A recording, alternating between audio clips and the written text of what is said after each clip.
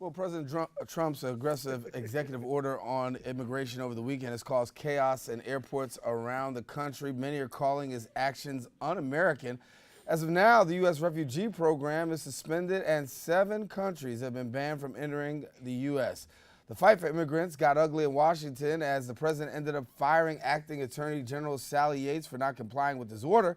Last night, the president appointed Dana James Boente as the new acting Attorney General of the United States. And before going any further, we welcome now our political commentator, J.C. Polanco, and good to have you here. Hey, thanks for having me. Good. As we talk about this here, a lot of action in Washington, of course, and we know that the president continues to go by way of executive order. We're going to try and break down a couple of these things. But number one, the most unprecedented executive orders in presidential history. Well, I don't know how unprecedented in history they have been. In the first week? Well, we've had, it's interesting, we've had, in our history, hundreds and hundreds of executive orders in the first week. When you examine how many he's had and compare them to President Obama, they're not that far off. I think what is different is the attention that they're getting, the drama behind them, the method that he's using to market the days that he's going to sign these things, and how severe they are. I think that's what's different. But when you talk about comparing it to President Obama had 8 years in office. You've got somebody who's been in office just a little bit more than... Well, Daren, I'm referring to the first week. In the first week of President Obama's administration, I believe there were 10 executive orders. So we're looking at some similar numbers. I think the difference, however, is how they are marketed. Remember, President Obama signed many an executive order by himself in that Oval Office. And President Trump is very different. President Trump demands there to be press, and every single outlet will cover it. And every single outlet will cover it as a breaking news story. So he's a very different marketeer, and he handles it very differently. He looks at the time of the day in which he's going to sign. He has a lot of speculation and a lot of momentum leading up to these executive orders, and then bam, the severity of them. They're very different from President Obama's first several executive orders. So you mentioned the immigration, the travel ban from the countries in the Middle East. You've talked about, and you examine some of the other executive orders that are no joke, in your face, tough, things that he promised for the last 18 months, things like the border being built between Mexico and the United States. He signed an executive order. We're going to start the wall. We're going to start paying for it. And guess what? Mexico is going to reimburse us for it. He signs it as an executive order. He also says, and the steel that we're going to use for the new pipelines that are going to go through the Dakotas and all the issues that we've heard about the environmentalists and the Native American tribes concerned about those oil pipelines going through potential holy grounds. And you know what he said? He said, not only we're going to build those pipes, but we're going to use American pipes. So a lot of the things that he promised during the campaign, he's making it happen through executive order. Well, you have some critics who say, listen, some of the stuff that he's talking about is extremely vague. When you talk about putting these executive orders out and then following up, there's not a lot of teeth to what's being said. Right. It's just saying we're going to do it. There's no explanation as to how. Yeah. And when you looked at the immigration order, it took a while for that to really come forward. Let's talk about the immigration order for a second, because obviously, we talked about Sally Yates. She's terminated simply because she says she will not defend it. But let's look at the United States as a whole. You got a lot of governors, you have a lot of states, you have a lot of municipalities saying, listen, you put an executive order in place, but yet and still, when it comes to us, we're not agreeing.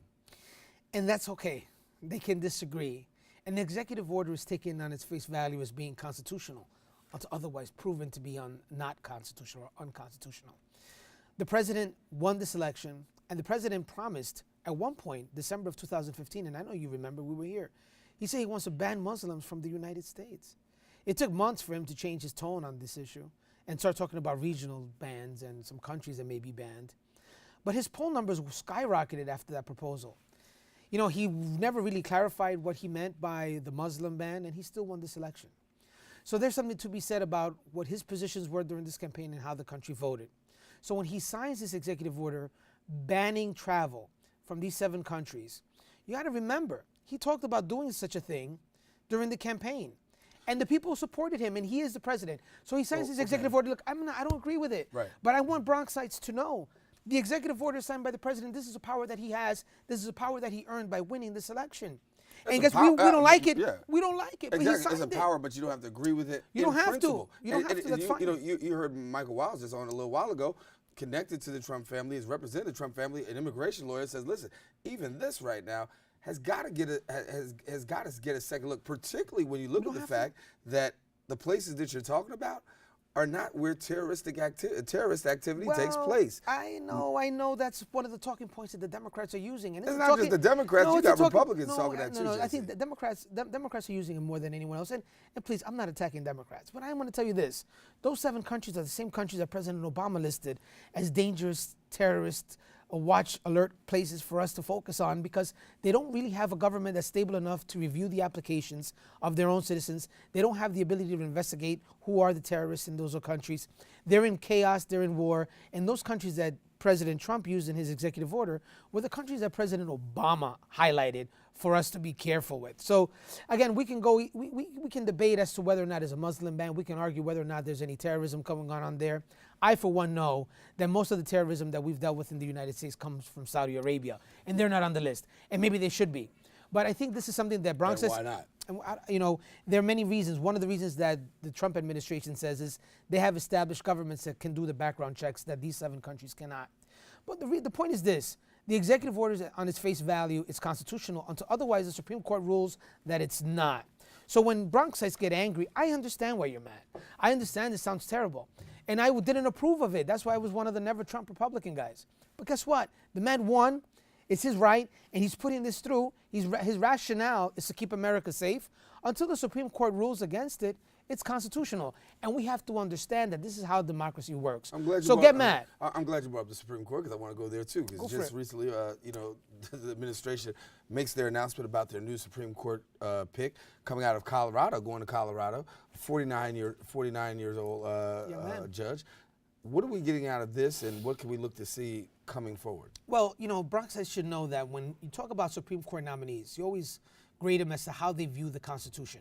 You could come from the Thurgood Marshall School and view the Constitution as a living document, a document that changes with its time.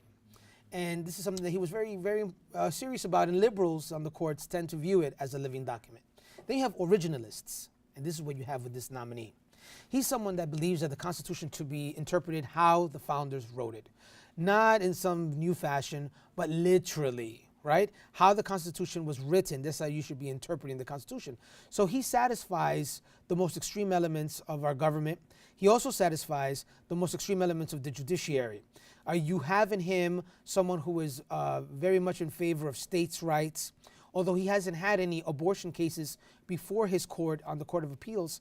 Well, we do know from his writings that he's very pro-life. And President Trump campaigned very clearly, stating, and this is what Bronxites have to understand, and hear me out.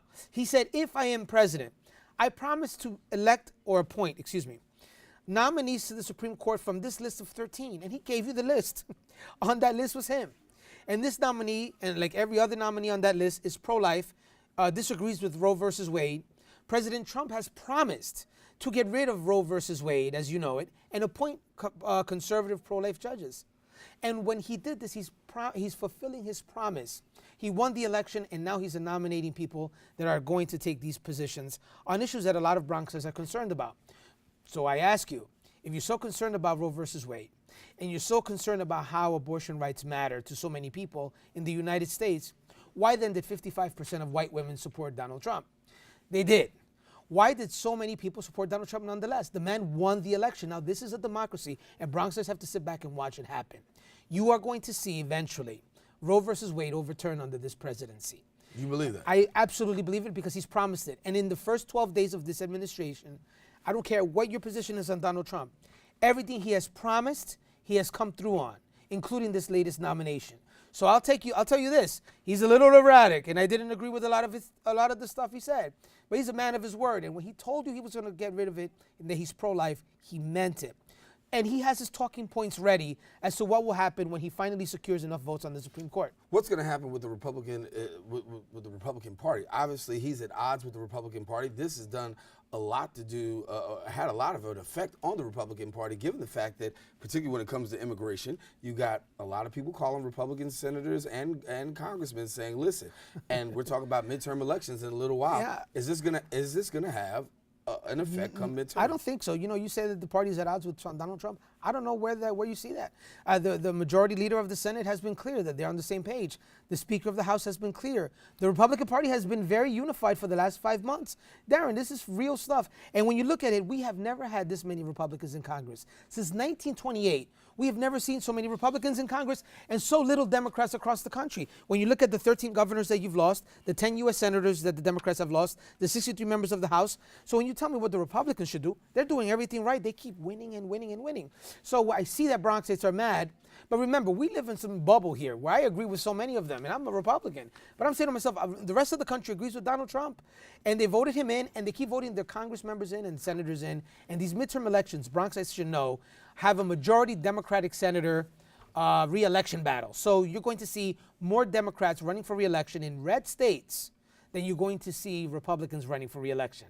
So the chances of us getting more seats in the Senate are greater in these next midterm elections than ever before. So you feel like the Republicans will take more seats? I think so. Listen, there's no way that you can't. If you look at the map and you look at where Donald Trump won, you're going to see states that are red from November. Those same states have blue Democrats representing them, and they have elections coming up in 2018. So if I were a Democrat in a red state that voted overwhelmingly for Donald Trump, do I really want to cross those voters? Do I really want to go in front of those voters next year and tell them that I oppose the president that they voted for overwhelmingly? Donald Trump is in a power position right now, and this is just the beginning. So I can see Bronxites getting upset, get involved, right? You know, I don't know what you're going to do because he's going to be here for 4 years. But I understand why you protest. But just know that we have to somehow, and this is where I get a lot of hate tweets. He just got elected. We have to root for the success of the country, and his success is our success, as President Obama mentioned. So it's a tough one to swallow. Wow, I've got a lot to say, but I can't say it. Now, that's when we bring somebody next week so they can sit next to you and talk about it, because my job is to be objective. I know. We have a lot to talk about. JC Polanco, thanks a lot, baby. Thank you. All right, listen, got to take a quick break. We'll be back more open right after this. Stay with us. We're taking a quick break with some messages.